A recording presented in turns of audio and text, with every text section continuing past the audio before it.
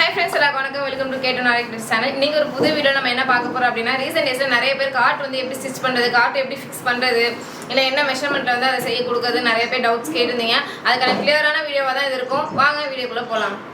இப்போ வந்து வீடியோக்குள்ள வந்தாச்சு. இப்போ என்ன அப்படினா கார்ட் வந்து என்ன மெஷர்மென்ட்ல வந்து செய்ய கொடுக்கலாம், இல்ல எப்படி வாங்கலாம்னு சொல்றீங்க. வெளில எப்படி வாங்கலாம்னு எனக்கு ஐடியா கிடையாது. ஏன்னு பாத்தீங்கன்னா நிறைய பேர் கம்ப்ளைண்ட் பண்றதுன்னா கொரியர்ல வரது இல்ல, எனக்கு உடைஞ்சு போயிடுது, அது என்ன குவாலிட்டில இருக்குன்னே தெரியல.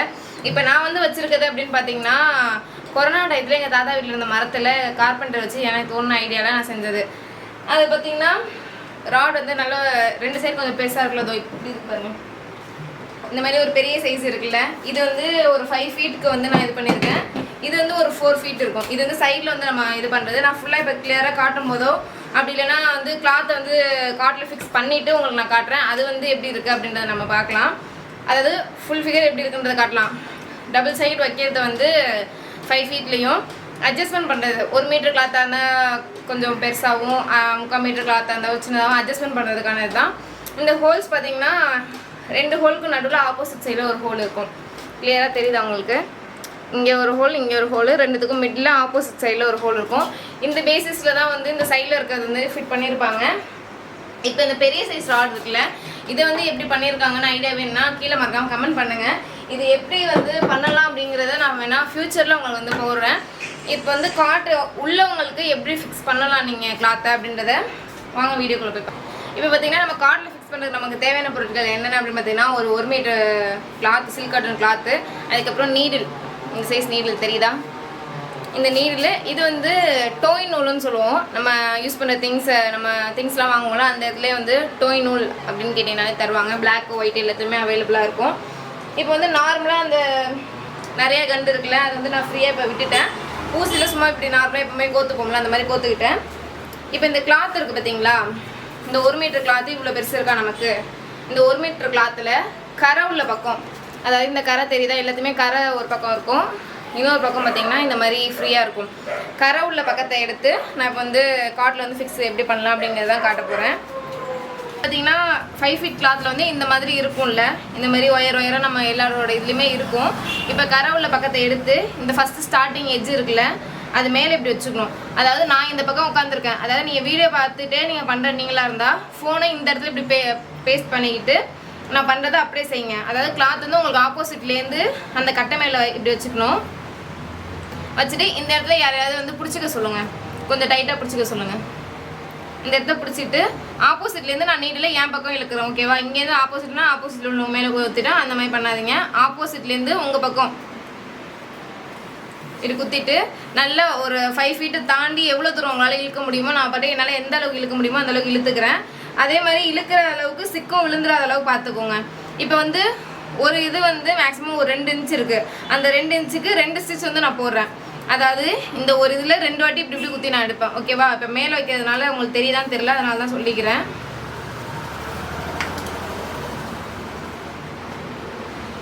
இப்போ வந்து இங்கே ஒரு ஹோல் இருக்குது, இங்கே ஒரு ஹோல் இருக்குது, நடுவில் ஒயிட் ரோப் இருக்கா, அது மேலே துணியை வச்சு இப்படி ஒரு குத்திட்டு இழுத்து மறுபடியும் இன்னொரு குத்தாதுலையே குத்திட்டு நல்லா டைட் பண்ணுறேன். இப்போ இந்த இடத்துல பிடிக்க சொல்கிறோம்ல, அவங்க வந்து இந்த த்ரெட்டையும் சேர்த்து நல்லா எந்த அளவுக்கு டைட்டாக பிடிக்கணுமோ அந்தளவுக்கு டைட்டாக பிடிச்சி ஒரு இழு டைட்டாக பிடிச்சிங்க. எந்த அளவுக்கு டைட்டாக இருக்கோ அந்தளவுக்கு சுருக்கம் விழுவாது. சேம் அதே மாதிரி தான். இப்போ வந்து ஒரு மேக்ஸிமம் வந்து ஒரு 4 ஸ்டிச் போட்டுட்டு ஒரு டைட்டு ஃபுல்லாக பண்ணிவிட்டு டைட் பண்ணோம் அப்படின்னு பார்த்தீங்கன்னா வந்து உங்களுக்கு இந்த கிளாத் வந்து சுருக்கம் கொடுத்துரும். அதனால் ஒரு 4 ஸ்டிச் போட்டுட்டு ஒரு டைட் அந்த மாதிரி. இப்போ பார்த்தீங்கன்னா இப்போ இந்த ஒயிட் இருக்குல்ல, ஒரு ஒயிட்லையும் 2 ஸ்டிச்சு சொல்கிறேன். அதே மாதிரி 2 ஒயிட்டை ஃபில் பண்ணுற வரையும் ஒரு 4 ஸ்டிச் இல்லைனா 6 ஸ்டிச்சு முடிச்சுட்டு டைட் பண்ணணும். ஃபுல்லாக முடிச்சு டைட் பண்ணலாம் அப்படின்னு பார்த்தீங்கன்னா கண்டிப்பாக வந்து டைட் அந்தளவுக்கு இருக்காது, கிளாத் வந்து சுருக்கம் கொடுத்துரும். இப்போ இந்த இடம் முடிஞ்சிச்சா நல்லா டைட் பண்ணிங்க. இப்போ வந்து அங்கே பிடிச்சிக்க தேவையில்லை, ஒரு 10 ஸ்டிச்சு போட்டதுக்கப்புறம் அந்த சைடு பிடிச்சிக்க தேவையில்லை. இந்த லெஃப்ட் ஹேண்ட் இருக்குது பார்த்தீங்களா, அதை நல்லா இழுத்து பிடிச்சிங்க. கிளாத்தை இழுத்து இந்த பக்கம் பிடிச்சிட்டு இது மேலே சும்மா அந்த ஒயிட்டுக்கு மேலே ஒரு 1/2 இன்ச் அந்த கரை மட்டும் வர்ற மாதிரி நீங்கள் இது பண்ணிக்கிட்டு ஆப்போசிட்லேருந்து உங்கள் சைடில் குத்தி எடுக்கணும். ஒரு 6 ஸ்டிச்சு 7 ஸ்டிச்சு போட்டுட்டிங்கன்னா உடனே ஒரு டைட்டு. எந்த அளவுக்கு டைட் பண்ண முடியுமோ அந்தளவுக்கு ஒர்க் வந்து உங்களுக்கு ஃபினிஷிங்காக வரும்.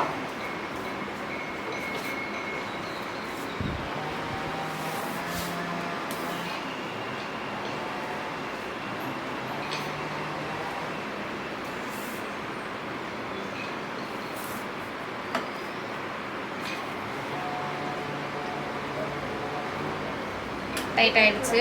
சேம் இதே மாதிரி இப்போ என்ன பண்ணணும் அப்படின்னா இன்னொரு 5 ஃபீட் கட்டை இருக்குல்ல அது தூக்கி இப்படி வச்சிடணும். அதாவது இப்போ ஏற்கனவே பண்ணிகிட்ருக்கீங்க அதுக்கு ஆப்போசிட் சைடில் இப்படி வச்சுட்டு அடுத்த நீடில் வந்து நீங்கள் கோத்துக்கணும். இந்த எக்ஸஸாக இருக்கிற நூல் எல்லாமே பிரச்சனை கிடையாது, நம்ம அடுத்த இதில் கூட யூஸ் பண்ணிக்கலாம், இல்லை கட் பண்ணிட்டு வேறு எங்கேயாவது கூட யூஸ் பண்ணிக்கலாம். இது டைட் பண்ணுறதுக்கு இவ்வளோ இருந்தாலும் பிரச்சனை கிடையாது உங்களுக்கு. இப்போ பார்த்தீங்கன்னா இந்த இடத்த வந்து நம்ம ஃபில் பண்ணியாச்சு. ஆப்போசிட்டில் செகண்ட் ஸ்டாண்டை தூக்கி ஏற்கனவே பண்ணியிருப்பீங்க, அது வந்து உங்கள் சைடு இருக்கட்டும். இப்போ அதுக்கு அடுத்தப்பில் கீழே துணியை ஃபுல்லாக ஃப்ளோரெலாம் விட்டுட்டு அதுக்கு மேலே கட்டையை தூக்கி வச்சுட்டு அதுக்கப்புறம் இந்த மாதிரி எடுத்து இந்த கட்டையில் எப்படி கரை உள்ள பக்கத்தை வந்து அந்த எஜ்ஜில் வச்சு நீங்கள் ஆரம்பிச்சிங்களோ சேம் அதே மாதிரி யாராவது வந்து பிடிச்சிக்க சொல்லிடுங்க. இந்த எஜ்ஜில் இந்த ஸ்டார்டிங்கில் வந்து 10 ஸ்டிச்சு போகிற வரையும் யாராவது கண்டிப்பாக பிடிச்சே ஆகணும்.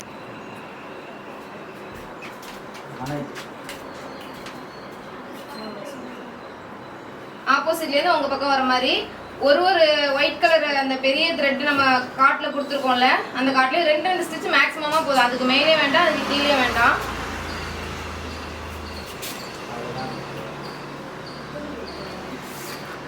இப்போ ஓரளவுக்கு ஒரு மினிமம் அந்த ஸ்டேஜ் வந்ததுக்கப்புறம் ஒரு 6 ஸ்டிச் 7 ஸ்டிச் போட்டதுக்கப்புறம் இது பண்ணிடலாம். நல்லா டைட் பண்ணிக்கோங்க. எந்த அளவுக்கு டைட் கொடுக்க முடியுமோ அந்த அளவுக்கு டைட் கொடுத்துருங்க. அதே மாதிரி நூல் இந்த இடத்துல சிக்காமல் பார்த்துங்க, மெயின் அதுதான் நமக்கு.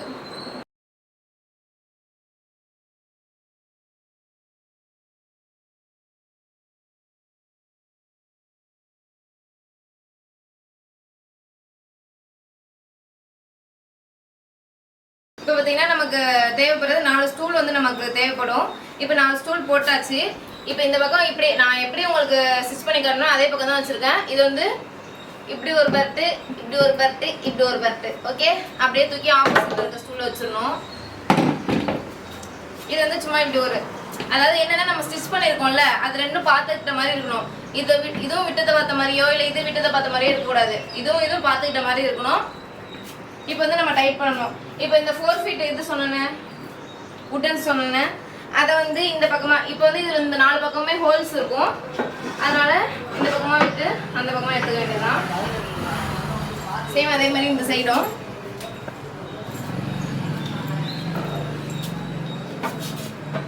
இப்போ வந்து நமக்கு அடுத்து தேவைப்படுறது என்ன அப்படின்னு பார்த்தீங்கன்னா ஆணி வந்து தேவைப்படும். கொஞ்சம் பெரிய சைஸ் ஆணி, நம்ம விரல சைஸோ இல்லை பெரிய சைஸ் ஆணி வந்து நமக்கு தேவைப்படும். ஒரு 4 ஆணி சும்மா ஒரு அப்ராக்சிமேட்டாக இப்போ வந்து டைட் பண்ணி இந்த இடத்துக்கிட்ட இந்த ஹோல்ஸ் இருக்கும்ல இந்த 4 ஃபீட்டில் அந்த ஏதாவது ஒரு இடத்துல அதுமாரி கொஞ்சம் லைட்டாக டைட் பண்ணி விட்டு இந்த ஒரு இடத்துல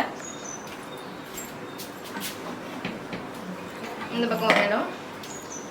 இப்போ 4வது இடத்துல வந்து நம்ம இந்த ஆணியை போடுறப்போ நம்ம என்ன பண்ணோம், நல்லா எந்த அளவுக்கு டைட் பண்ண முடியுமோ அந்த அளவுக்கு வந்து டைட் பண்ணணும்.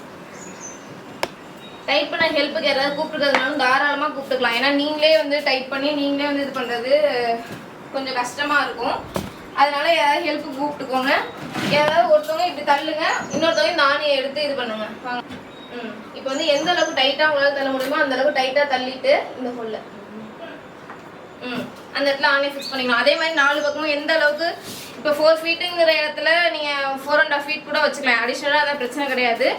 ஏன்னா இப்போ 1 மீட்டர் துணி அப்படிங்கிறதுனால 4 ஃபீட் கரெக்டாக இருக்குது. 4 பக்கமும் எக்ஸஸாக ஒரு அரை இந்த பக்கம் 1 இன்ச் அந்த பக்கம் 1 இன்ச் தான் அடிஷ்னலாக இருக்கே தவிர இதே 1.5 மீட்டர் எடுத்துக்கிட்டிங்கன்னா ரொம்ப கொஞ்சம் கஷ்டமாக இருக்கும்.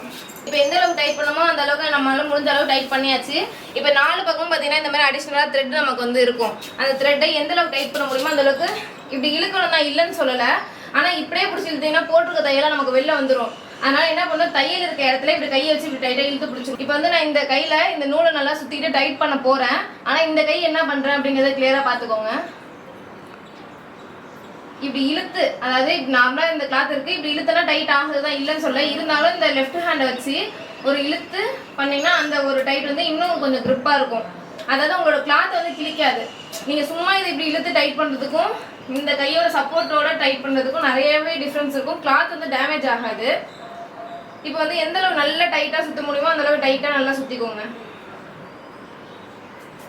அடிஷ்னலாக இருக்க எல்லா இதையும் சுற்றிக்கலாம். எக்ஸ்பீரியன்ஸ் உள்ளவங்க இதை வந்து திரும்ப திரும்ப நல்லா பிரித்து கூட நீங்கள் இந்த டோயினோட யூஸ் பண்ணிக்கலாம். இல்லை அப்படின்றவங்க 10 ரூபா தானே போனால் போயிட்டு போகுதுன்னு நினைக்கிறவங்க தாராளமாக வந்து கட் பண்ணி விட்டுடலாம். இப்போ பார்த்தீங்கன்னா 4 பக்கமுமே நம்ம இந்த த்ரெட் இப்படி இழுத்து, அதாவது கையை இப்படி வச்சு இழுத்துக்கிட்டு அதை டைட் பண்ணணும் அப்படின்னு சொல்லிட்டு அதே மாதிரி டைட் பண்ணியாச்சு. இப்போ இந்த அளவுக்கு கேப் இருக்கும், அதை எப்படி வந்து நீங்கள் ஃபிக்ஸ் பண்ணணும் அப்படிங்கிறதான் பார்க்க போகிறோம். எப்பவும் போல் டோய் நூலில் நார்மலாக நீடில் வந்து நான் எடுத்திருக்கேன். இப்படி எடுத்துக்கிட்டு கீழேருந்து இப்படி, அதாவது இந்த கேப் இருக்குல்ல, ஒன்றும் இல்லை, டைரெக்டாக இந்த இடம் இருக்குல்ல, கீழேருந்து இப்படி குத்திட்டு மேல் வழியாக எடுக்கிறேன். எடுத்து நல்லா இழுத்துக்கிறேன். எந்த அளவுக்கு நான் எனக்கு நூல் வேணுமோ அந்தளவுக்கு நல்லா இழுத்துக்கிறேன். மறுபடியும் இந்த கட்டை இருக்கு பார்த்தீங்களா, அதுக்கு கீழே கொடுத்து அப்படியே அந்த துணியோட கீழே கொடுத்து மேலே வாங்கிக்கிறேன். சேம் அதே மாதிரி கட்டைக்கு கீழே கொடுத்து அப்படியே கட்டைக்கு கீழே கொடுத்து நான் இப்படி கொண்டு போல கீழே இருந்தால் நான் வந்து நூலை வாங்குறேன்.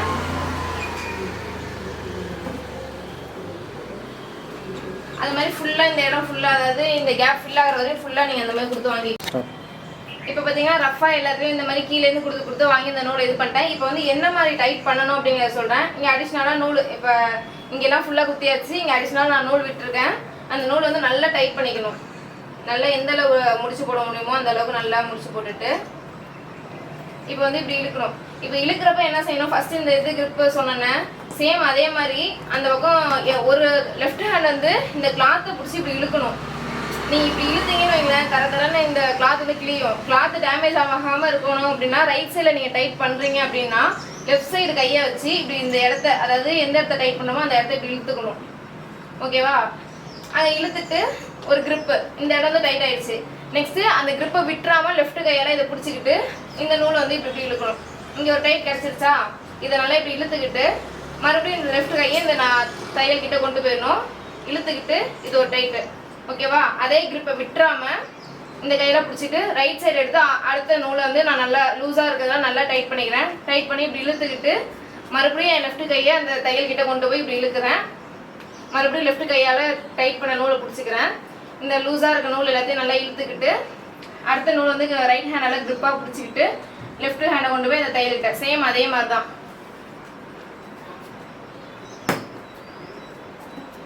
இந்த மாதிரி நீங்கள் பண்ணுறதுனால இது கொஞ்சம் அலுப்பாக தான் இருக்கும். என்னடா இந்த கையை வச்சு இதை பிடிச்சிட்டு மறுபடியும் இப்படி பண்ண சொல்கிறாங்களே அப்படின்னு சொல்லிட்டு வீடியோ ஆன் பண்ணி வச்சுக்கிட்டு நான் என்ன மாதிரி பண்ணுறேனோ சேம் அதே மாதிரி பண்ணுங்கள்.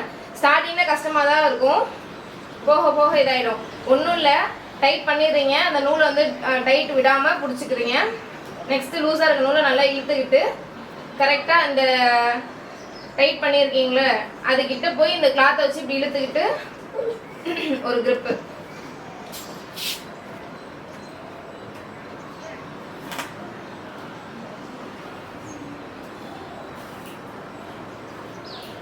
கிளியராக சொல்கிறேன் பாருங்கள். இங்கே இழுக்கிறீங்க, ரைட் ஹேண்டால் ஒரு நூலை இழுக்கிறீங்க, லெஃப்ட் ஹேண்டால் அந்த ஹோல் கிட்டே இப்படி வச்சு இப்படி இழுத்து டைட் பண்ணிக்கிறீங்க. மறுபடியும் லெஃப்ட் ஹேண்ட் வந்து ரைட் ஹேண்டால் பிடிச்சிருக்க நூலை வந்து டைட் பண்ணிக்கிட்டு நெக்ஸ்ட் இதை நல்லா க்ரிப்பாக இழுக்கிறீங்க.